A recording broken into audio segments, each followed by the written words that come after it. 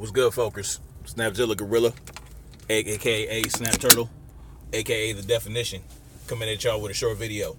Now, today I'm going to introduce y'all, if you don't know him, to one of the best comedians ever to do it. His name is George Carlin, and let me tell you, this dude is brilliant. Not only is he funny, but he hits the social norms and culture as it stands. I mean, he hits it hard. So, you know, and much of my philosophy lines up with his. I was listening to him in the 90s, you know what I'm saying? While I was also watching Def Comedy Jam, Eddie Murphy Raw, Martin Lawrence You So Crazy. He was up there with those guys in my book as one of the funniest comedians ever to do it. But his commentary was so raw, was so hard-hitting. This dude was a visionary, okay? George Carlin is one visionary white dude, and yeah, he don't pull no punches. He's offensive, you know. He talks that real shit, and he's a voluntarist. So, you know, much of his philosophy resonated with me even back then. Even when I was in the Army, you know, doing my thing in the Army, that philosophy still stuck with me. It was embedded in my soul. You know what I mean? So I just want you to give y'all a taste of how George Carlin could come with that raw. All right.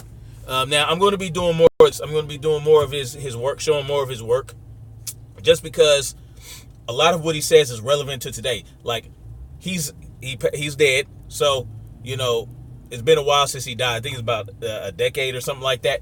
But the shit he was talking about 2 decades ago is coming to fruition now. I mean, it's so relevant. So, yeah, I want y'all to hit this up. You know what I mean? Pay attention. Really listen to what he's saying. It's comedy, but it's also that real shit. Swearing on the Bible. You understand that shit? They tell you to raise your right hand, place your left hand on the Bible. Does this stuff really matter? Which hand? Does God really give a fuck about details like this? Suppose you put your right hand on the Bible, you raise your left hand. Would that count? Or would God say, sorry, wrong hand, try again? And why does one hand have to be raised?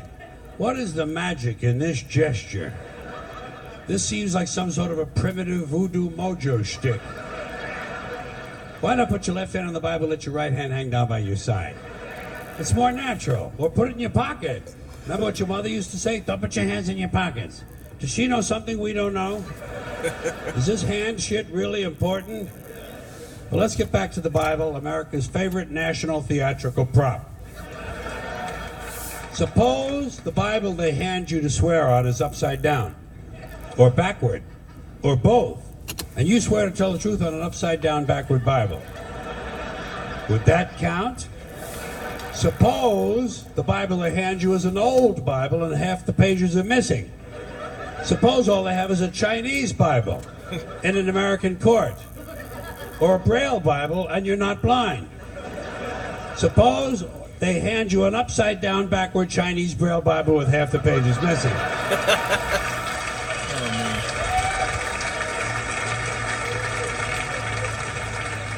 At what point does all of this stuff just break down and become just a lot of stupid shit that somebody made up?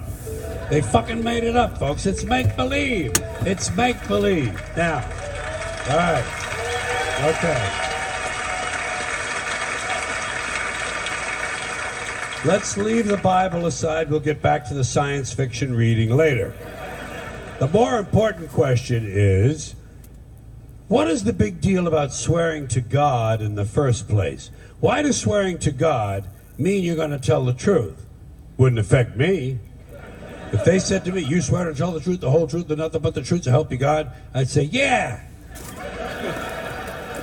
I'll tell you about as much truth as the people who wrote that fucking Bible. How do you like that? Huh?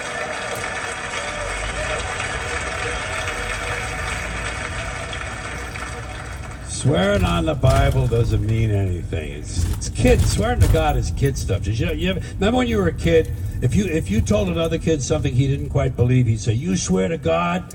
I would always say, yeah, I swear to God. Even if I was lying. Why not? What's going to happen if I lie? Nothing.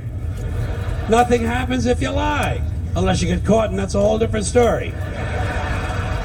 Sometimes a kid would think he was being slick with me, and he'd say, "You swear on your mother's grave?" I'd say, "Yeah. Why not? First of all, my mother was alive. She didn't even have a grave. Second of all, even if she was dead, what's she going to do? Rise from the grave and come and haunt me? Come and haunt me? All because I told a lie to an 8-year-old? Get fucking real, will you?"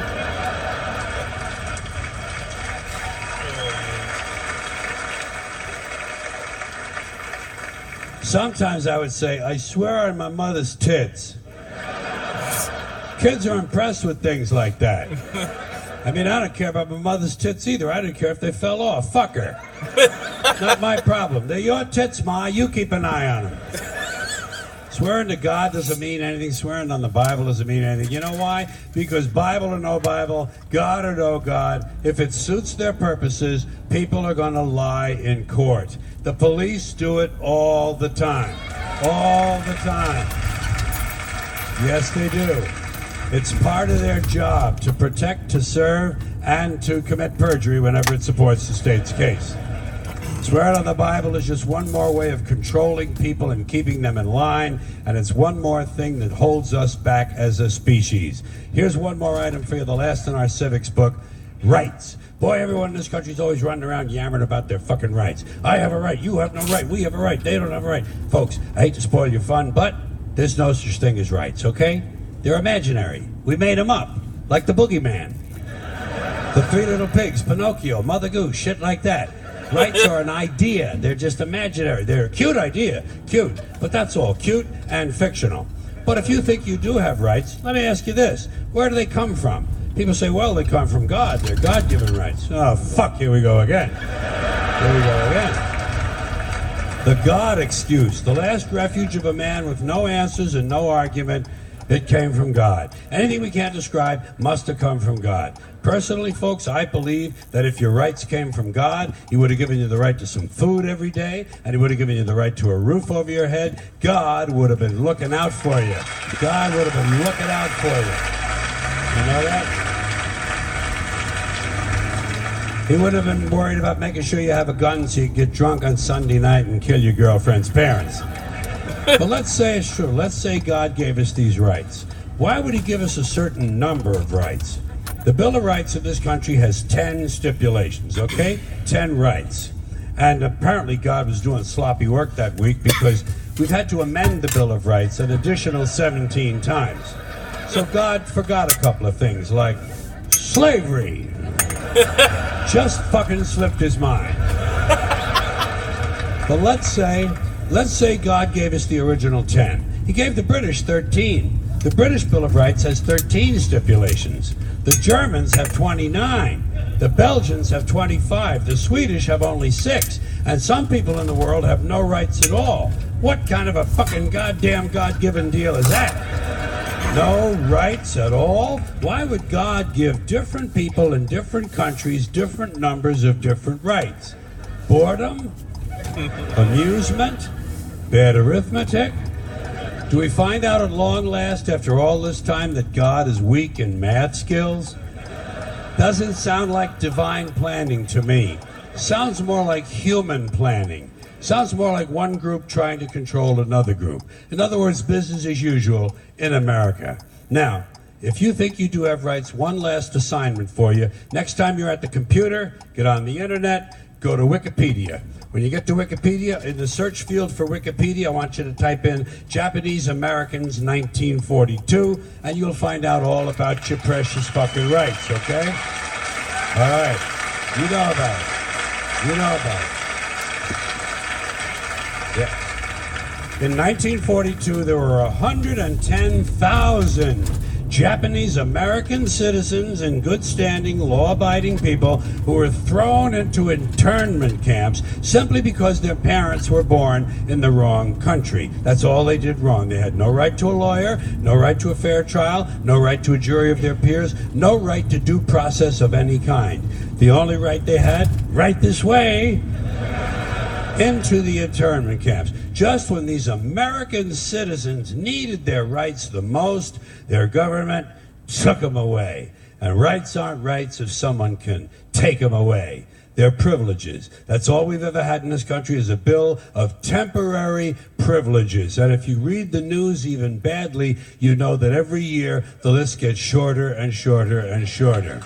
You see what I'm saying?